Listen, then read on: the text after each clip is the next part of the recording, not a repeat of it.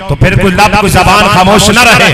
जब हमारा नबी लफ्ज़ आए तो सबने बोलना है आला हज़रत मुजद्दिद दीन मिल्लत। इमाम अहले सुन्नत अल रहमा ने जहां पे किताबें बेशुमार लिखी है ना, हर वक्त के फितने को आपने चैलेंज के साथ कबूल करके उस फितने को मिटाया है। जब मिर्जाइयत मिर्जा कादियानी मिर्जाइयत पे काम कर रहा था, ये झूठा नबी जब दावे कर रहा था, उस वक्त जो है बाकी तमाम मसलक के लोग खामोश रहे हैं, इन तक पैगामात पहुंचाए गए।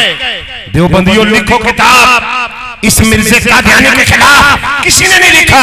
वहाबियों लिखो किताब, इन्होंने उसके साथ रिश्तेदारियां निभाई है। ये अंग्रेज के एजेंट जो है, अंग्रेज की ताबेदारी करते रहे हैं, मिर्जा कादियानी को मजबूत करते रहे हैं। उस वक्त जिसने 5 किताबें लिखकर कादियानियत का रद्द किया है, उसका नाम इमाम अहमद रज़ा।